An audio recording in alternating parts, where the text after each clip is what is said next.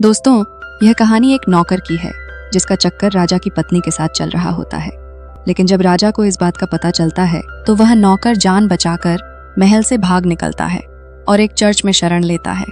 हालांकि वहां की नन्स उस नौकर को डरा धमका कर अपने इरादे पूरे करने लगती है। कहानी बेहद दिलचस्प है, इसलिए वीडियो को अंत तक जरूर देखें। कहानी की शुरुआत होती है फराह नाम की एक नन्स से, जो जंगल से अपने गधे को लेकर लौट रही होती है। जब वह चर्च पहुंचती है तो जीनी नाम की दूसरी नन्स उससे पूछती है, कल रात से तुम कहाँ गायब थी? फराह जवाब देती है कि रात के समय उसका गधा जंगल की ओर भाग गया था और वह उसे ढूंढने गई थी।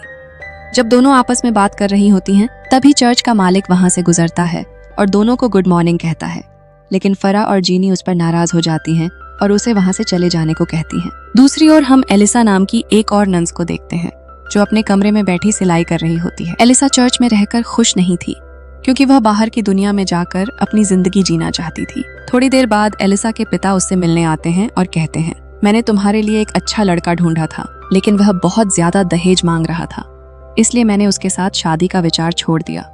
इस पर एलिसा दुखी होकर कहती है, अगर आप चर्च में थोड़ा कम डोनेशन देंगे तो शायद मेरी शादी हो जाए। लेकिन उसके पिता ऐसा करने से इनकार कर देते हैं। ये सुनकर एलिसा बहुत मायूस हो जाती है, क्योंकि वह शादी करके अपनी जिंदगी के सपने पूरे करना चाहती थी। अगले सीन में हम फराह, जीनी और एलिसा को एक साथ देखते हैं। जब वे तीनों आपस में बातें करते हुए जा रही होती हैं, तभी उन्हें चर्च का माली फिर से दिखाई देता है, जो उन पर गंदी नजर डालता है। ये देखकर तीनों गुस्से में आ जाती हैं और उसकी खूब खातिरदारी करती हैं। माली के सारे सामान को बिगाड़ देती हैं। दूसरी ओर चर्च के फादर टोमा चर्च की ननों द्वारा सिलाई किए गए कपड़ों को बाजार ले जाने की तैयारी कर रहे होते हैं। तभी उन्हें माली रास्ते में मिलता है। माली फादर से कहता है, मैं अब यहाँ काम नहीं कर सकता, यहाँ की सिस्टर्स बहुत ही खराब हैं। फादर टोमा उसे समझाने की कोशिश करते हैं, लेकिन माली उनकी एक नहीं सुनता और गुस्से में चर्च छोड़कर चला जाता है। अगले दृश्य में हम एक महल को देखते हैं, जहाँ राजा अपनी पत्नी फ्रांसेस्का के साथ बैठकर खाना खा रहा होता है। लेकिन फ्रांसेस्का का ध्यान खाने पर नहीं, बल्कि महल के एक नौकर कालू पर होता है, क्योंकि फ्रांसेस्का और कालू के बीच एक गुप्त संबंध चल रहा था। इसलिए रात को हम उन्हें एक ही बिस्तर में साथ देखते हैं। उस दौरान फ्रांसेस्का कालू से कहती है, मेरे पति के पास सब कुछ है, लेकिन वो चीज नहीं जो मेरी असली खुशी दे सके। फ्रांसेस्का की यह बात सुनते ही कालू उसका मन बहलाने लगता है। तभी अचानक राजा उनके कमरे में आ जाता है। यह देखकर कालू घबरा जाता है और तुरंत वहां से भाग खड़ा होता है। राजा उसे भागते हुए देख लेता है और पीछा करने लगता है, लेकिन कालू चालाकी से बाकी नौकरों के बीच जाकर लेट जाता है, ताकि पहचान में न आ सके। राजा हर नौकर के पास जाकर उनकी दिल की धड़कनें चेक करता है, लेकिन जब वह कालू के पास पहुंचता है तो उसे महसूस हो जाता है कि यही वो नौकर है जो उसकी पत्नी के साथ था। हालांकि अंधेरे के कारण वह उसका चेहरा नहीं देख पाता। राजा चालाकी से उसके सिर के कुछ बाल काट लेता है ताकि सुबह उसे पहचान सके। लेकिन जैसे ही राजा वहां से चला जाता है, कालू उठता है और सभी नौकरों के बाल भी काट देता है, ताकि राजा को यह पता न चल सके कि असली गुनहगार कौन है। अगली सुबह राजा सभी नौकरों को लाइन में खड़ा करता है और उनके बालों की जांच करने लगता है। लेकिन राजा को कोई सुराग नहीं मिल पाता, क्योंकि सभी नौकरों के बाल एक जैसे कटे हुए होते हैं। गुस्से में आकर राजा कहता है, जिसे मैं ढूंढ रहा हूँ, अगर वो मेरे हाथ लग गया तो मैं उसका छोटा चेतन हमेशा के लिए काट दूंगा। इसके बाद जब राजा अपनी पत्नी फ्रांसेस्का के साथ भोजन कर रहा होता है, तो वह कहता है, जिसके साथ तुम रातें रंगीन करती हो, अगर वो मुझे मिल गया तो मैं उसे जिंदा जला दूंगा। लेकिन राजा की इन बातों का फ्रांसेस्का पर कोई असर नहीं होता। उल्टा वह धीरे से कालू की तरफ इशारा करने लगती है। यह देखकर राजा को कालू पर शक होने लगता है। अगले दृश्य में कालू अपने रोज के काम में व्यस्त होता है। तभी फ्रांसेस्का वहां आती है और जबरदस्ती खुले में ही कालू के साथ अपनी हवस बुझाने लगती है। कालू उसे रोकने की कोशिश करता है, लेकिन फ्रांसेस्का उसकी कोई बात नहीं सुनती। उधर राजा भी इस पूरे दृश्य को देख लेता है। गुस्से में आकर वह अपने सैनिकों को आदेश देता है कि कालू को तुरंत पकड़कर लाया जाए। सैनिकों को आते देख कालू वहां से भाग निकलता है और जंगल की ओर दौड़ पड़ता है। जंगल में जाकर वह एक जगह छिप जाता है। वहीं जंगल में उसे फादर टोमा मिलते हैं, जो अपने कपड़े समेट रहे होते हैं, क्योंकि उनकी गाड़ी का पहिया टूट गया था और कपड़े इधर उधर बिखर गए थे। ये देखकर कालू फादर टोमा की मदद करने लगता है और उनके सभी कपड़े गाड़ी में ठीक से रखवा देता है। उसकी मदद से खुश होकर फादर उससे पूछते हैं, तुम्हारा घर कहाँ है बेटा? इस पर कालू उदासी से जवाब देता है, मेरा कोई घर नहीं है। ये सुनकर फादर को उस पर तरस आता है और वे उसे अपने साथ चर्च ले आते हैं। चर्च पहुंचकर फादर उसे समझाते हैं यहाँ तुम्हें सबके सामने गूंगा और बहरा बनकर रहना होगा, क्योंकि अगर चर्च की सिस्टर्स को तुम पर शक हुआ तो वे तुम्हें बहुत परेशान करेंगी। अगली सुबह फादर कालूस को लेकर मरिया के पास जाते हैं और कहते हैं, कालू मेहनती है, सारे काम अच्छे से कर लेता है और गूंगा बहरा है, इसलिए हम इसे माली की जगह रख सकते हैं।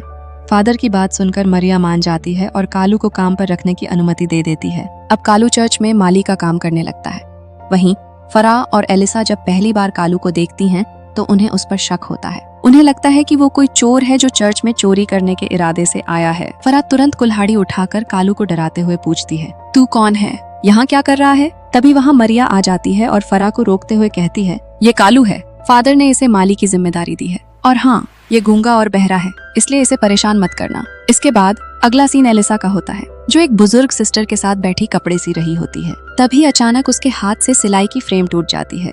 एलिसा जब अपनी सिलाई की टूटी हुई फ्रेम ठीक करवाने के लिए कालू के पास जा रही होती है, तभी जीनी उसे जाते हुए देख लेती है और चुपचाप नजर रखने लगती है। एलिसा कालू के पास जाकर अपनी फ्रेम उसे ठीक करने के लिए देती है और साथ ही अपने मन की भड़ास भी निकालने लगती है, क्योंकि उसे यकीन था कि कालू सुन नहीं सकता। वो कहती है, मुझे यहाँ बिल्कुल भी अच्छा नहीं लगता, मैं शादी करके बाहर एक खूबसूरत जिंदगी जीना चाहती हूँ, किसी भी तरह मुझे इस जगह से बाहर निकलना है। कालू उसकी बातों पर कोई प्रतिक्रिया नहीं देता, क्योंकि उसे पता था कि अगर उसने कुछ भी बोला या रिएक्शन दिया तो उसका राज खुल जाएगा और उसे चर्च से निकाल दिया जाएगा। उसी रात फादर टोमा कालू से मिलने आते हैं। वो पूछते हैं, तुम्हारा आज का दिन कैसा रहा? कालू जवाब देता है, यहाँ काम करके मुझे अच्छा लग रहा है। फादर मुस्कुराते हुए कहते हैं, अगर कोई सिस्टर तुम्हें ज्यादा परेशान करे तो आकर मुझे बताना, लेकिन उनके सामने कुछ मत बोलना। कालू भी उनकी बात को ध्यान से सुन लेता है और सिर हिलाकर सहमति देता है। दूसरी ओर फरा से मिलने उसकी बचपन की दोस्त माटा आती है। फरा माटा को लेकर एलिसा के कमरे में जाती है। फिर तीनों वहां बैठकर बातें करते हुए ड्रिंक करने लगती हैं। जब वे तीनों आपस में हंसी मजाक और बातें कर रही होती हैं, तभी जीनी भी कमरे में आ जाती है। फिर चारों साथ बैठकर रोमांटिक और छेड़छाड़ वाली बातें करने लगती हैं। असल में उन सभी के भीतर लंबे समय से दबी भावनाएं भड़क रही थीं और अब वे किसी भी तरह से उन्हें बाहर निकालना चाहती थीं। माटा उन्हें बताती है, मेरे पास एक खास जड़ी बूटी है जिससे हम किसी भी लड़के को अपने वश में कर सकते हैं। माटा की ये बात सुनकर तीनों ननों की आंखों में चमक आ जाती है और वे उसकी बातों में दिलचस्पी लेने लगती हैं। अगली सुबह कालू अपने रोज के काम में व्यस्त होता है। तभी एलिसा उसके पास आती है। वह धीरे से उसका पसीना पोंछने लगती है। दरअसल पिछली रात माटा की बातों ने एलिसा के भीतर की दबी इच्छाओं को जगा दिया था। एलिसा धीरे धीरे कालू के करीब आती है और उसे अचानक किस कर लेती है। कालू भी मौके का फायदा उठाते हुए उसकी बुझती आग को अपने अंदाज में ठंडा करने लगता है। लेकिन तभी चर्च में प्रार्थना प्रेयर शुरू होने की घंटी बजती है, जिससे एलिसा तुरंत होश में आकर खुद को संभालती है और जल्दी से चर्च की ओर चली जाती है। जब एलिसा चर्च में प्रार्थना कर रही होती है, तभी फरा उसकी पोशाक पर मिट्टी के निशान देख लेती है। ये देखकर उसे एलिसा की हरकतों पर शक होने लगता है। अगले दिन जब फरा और जीनी नदी किनारे कपड़े धो रही होती हैं, तभी एलिसा वहां पहुंचती है। फरा नोटिस करती है कि एलिसा आज कुछ ज्यादा ही खुश नजर आ रही है।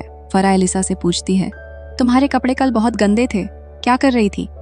एलिसा मुस्कुराते हुए जवाब देती है, मैं कालू की मदद कर रही थी, उसके बगीचे के काम में।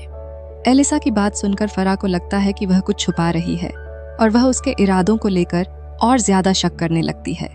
अगले सीन में फरा और माटा को जंगल में उस जड़ी बूटी की तलाश करते हुए दिखाया जाता है, जिसके बारे में माटा ने पिछली रात बताया था।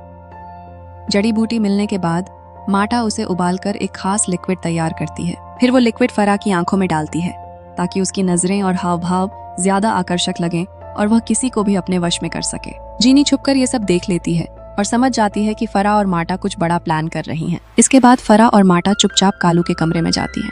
वहाँ फरा कालू को चाकू दिखाकर डराने की कोशिश करती है और माटा के साथ मिलकर उसे अपनी तरफ आकर्षित करने लगती है। फरा और माटा का इरादा होता है कि वे कालू को अपने जादू से बांध लें।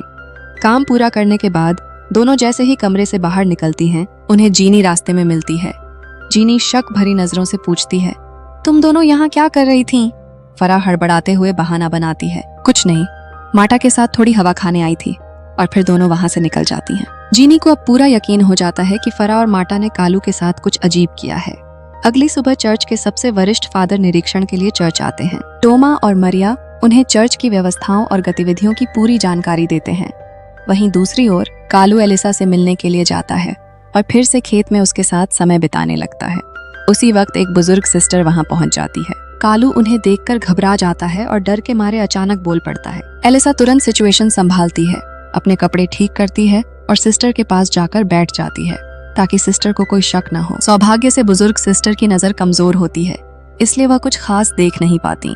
इस मौके का फायदा उठाकर कालू धीरे से वहां से निकल जाता है। दूसरी ओर अब जीनी भी माटा की दी हुई जड़ी बूटी पी लेती है ताकि वह भी कालू को अपने वश में कर सके और अपनी इच्छाएं पूरी कर सके। उधर एलिसा कालू के कमरे में जाती है और उसे पकड़कर जोर से डांटती है, क्योंकि उसे लगता है कि कालू अब दूसरों के साथ भी वैसा ही व्यवहार कर रहा है जैसा वो उसके साथ करता है। क्योंकि कालू ने एलिसा से झूठ कहा था कि वह बोल नहीं सकता, इसलिए वह बेहद नाराज थी। जैसे ही वो दोनों इस बारे में बहस कर रहे होते हैं, तभी जीनी भी वहां पहुंच जाती है। जीनी को देखकर एलिसा फौरन एक कोने में छिप जाती है और कालू सोने का बहाना करने लगता है। जीनी कमरे में आकर अजीब हरकतें करने लगती है, जैसे वो पूरी तरह कालू के वश में हो गई हो। लेकिन तभी फरा भी वहां पहुंच जाती है। फरा को देखकर जीनी घबरा जाती है और जल्दी से एलिसा के पास जाकर छिप जाती है। दोनों एक दूसरे को वहां देखकर चौंक जाती हैं। इधर फरा कालू के पास आती है, उसे धमकाती है और उसके हाथ बांध देती है। फिर बिना कुछ कहे उसे घसीटते हुए जंगल की तरफ ले जाती है। एलिसा और जीनी भी चुपचाप फरा का पीछा करने लगती हैं। जंगल में पहुंचकर वे देखती हैं कि कई लड़कियां आग के चारों ओर बिना कपड़ों के अजीब ढंग से नाच रही हैं। माहौल बेहद रहस्यमय और डरावना होता है। वहीं दूसरी तरफ कालू को एक पेड़ से बांधा गया होता है। एलिसा घबरा जाती है और जीनी से पूछती है, ये सब क्या हो रहा है? जीनी धीरे से बताती है, ये सभी लड़कियां किसी काले जादू के रिवाज के तहत कालू की बलि देना चाहती हैं ताकि उन्हें शैतानी शक्तियां मिल सकें।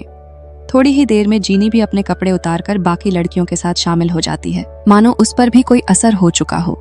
लेकिन माटा, जो इस पूरे अनुष्ठान को लीड कर रही होती है, उसे देखकर नाराज हो जाती है और चीखते हुए कहती है, तू यहाँ नहीं आ सकती, पीछे हट। उसी वक्त एलिसा भी साहस दिखाती है। वह भीड़ के बीच पहुंचती है, फरा से चाकू छीन लेती है और कालू की रस्सियां काटकर उसे वहां से आजाद कर देती है। उधर जंगल में जीनी और माटा के बीच जमकर हाथापाई होने लगती है।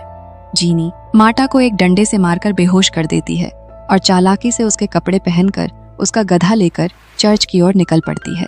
चर्च पहुंचने पर जीनी फादर से कहती है, फरा एक चुड़ैल है, उसने कालू की बलि देने की कोशिश की है। लेकिन तभी वहां फरा और एलिसा भी पहुंच जाती हैं। एलिसा फादर को समझाती है, जीनी नशे की हालत में है, ये सारी बातें झूठी हैं। ये सुनकर जीनी का पारा चढ़ जाता है। वह फौरन फादर को बता देती है कि फरा और एलिसा दोनों ने कालू के साथ संबंध बनाए हैं। ये सुनकर फादर चौंक जाते हैं और तुरंत मरिया से बात करने उसके कमरे की ओर जाते हैं। लेकिन दरवाजा खोलते ही उन्हें वहां से टोम्सो निकलते हुए मिलते हैं। दरअसल टोम्सो मरिया के साथ अंतरंग समय बिता रहे थे। ये दृश्य देखकर सभी पूरी तरह स्तब्ध रह जाते हैं। अगले दिन चर्च में निर्णय लिया जाता है। टोम्सो को सजा के तौर पर एक ऐसे आश्रम भेजा जाता है जहां सिर्फ पुरुष रहते हैं। वहीं कालू को दोबारा राजा के पास लौटा दिया जाता है, जहां राजा के सैनिक उसे एक अंधेरी जेल में बंद कर देते हैं। कुछ देर बाद राजा स्वयं कालू के पास आता है और क्रोधित स्वर में कहता है, तूने मेरी पत्नी के साथ विश्वासघात किया, इसलिए मैंने उसे जिंदा जानवरों के बीच फेंक दिया है और तुझे भी मैं तड़पा तड़पा कर मारूंगा। राजा के जाते ही कालू सैनिकों से रहम की भीख मांगता है, लेकिन वे उसकी एक नहीं सुनते। तभी अचानक एलिसा, फरा और जीनी वहां पहुंच जाती हैं और बड़ी ही होशियारी से तीनों लड़कियां सैनिकों को चकमा देकर कालू को जेल से आजाद करवा लेती हैं। उधर दूसरी ओर मरिया जंगल में टोम्सो से मिलने आती है। दोनों एकांत में खड़े होकर बातचीत कर रहे होते हैं। तभी उन्हें झाड़ियों के पीछे से किसी के आने की आहट सुनाई देती है। डर के मारे दोनों वहीं छिप जाते हैं। छिपते छिपते टोम्सो और मरिया देखते हैं कि फरा, जीनी और एलिसा कालू को साथ लेकर जंगल के रास्ते वापस चर्च की ओर जा रहे हैं। यह देखकर दोनों की आंखों में राहत और खुशी झलकती है। खुश होकर मरिया और टोम्सो एक दूसरे को गले लगाते हैं और एक प्यारा सा किस करते हैं। और इसी रोमांच और ट्विस्ट से भरे मोड़ के साथ यह फिल्म एक हैप्पी एंडिंग पर खत्म हो जाती है। दोस्तों, अगर आपको ये कहानी पसंद आई हो तो वीडियो को लाइक करें, चैनल को सब्सक्राइब करना ना भूलें। Thank you for watching.